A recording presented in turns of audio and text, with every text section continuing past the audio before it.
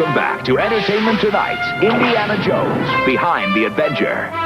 When George Lucas and Steven Spielberg were casting for The Temple of Doom, they spent months looking for a female lead and considered hiring a rising star named Sharon Stone. Of course, Sharon lost the role of flighty nightclub singer Willie Scott when the men behind the movie hired a former school teacher turned struggling actress who later became Spielberg's leading lady off-screen as well. This is Willie Scott. This is Indiana Jones, famous archaeologist. 3 years after his first big-screen adventure, Indy came back to movie houses, this time in a story set in the Far East. The film opened with our hero not in leather jacket and fedora, but in black tie.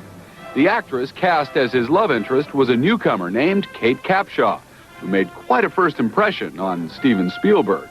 She came in to read for the part, and she was just, you know, she had just a light in her eyes that just lit up my heart. I was actually very interested in meeting him, as I'm sure many actresses were. I wasn't very interested in doing the movie, but I was very interested in meeting him.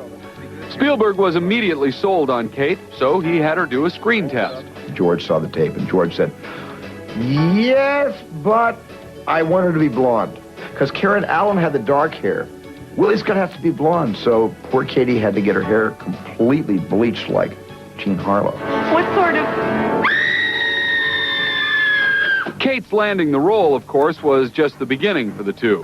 7 years later, they would marry, completing Steven's life in ways he can't begin to count. Oh, my God. I could go on for days on this one. How can I be cogent here? You know, well, she's, you know, she is my life. This is Mr. Round. Shut down. My name Indiana Jones and the Temple of Doom and its tale of the search for India's legendary Shankara stones also featured another newcomer, 13-year-old Ke Quan. As Indy's pint-sized sidekick, Short Round, Ke had been discovered at his elementary school where auditions were being held. Newly arrived from China, he had never heard of Indiana Jones or Steven Spielberg.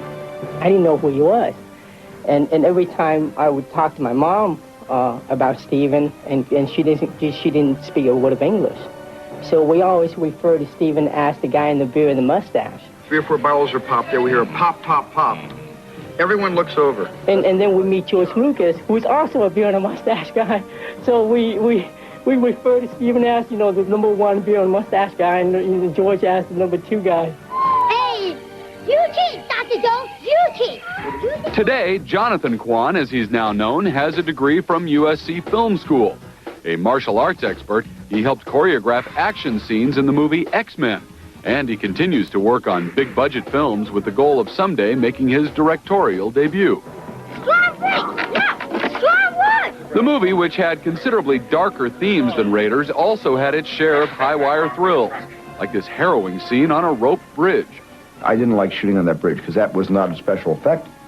There was not a matte painting below us. There was a 1,000-foot gorge and a drop to the rocks below. And I have acrophobia. I hate heights, and I never once went across the bridge. I could go about 85 to 90 feet out from either end, but I couldn't go to the middle.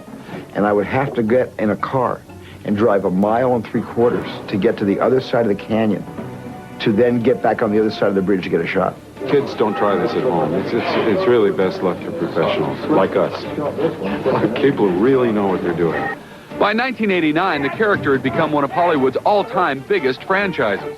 So when Indiana Jones and the Last Crusade premiered to huge crowds that year, audiences got a double dose of Dr. Jones when Sean Connery co-starred as Indy's father. There's no problem taking on being Harrison's father, but to be able to get the real juice out of it, because, you know, he's a very good actor. You call this archaeology? Get out of there, Dad! I loved working with Sean. I thought he was the perfect foil.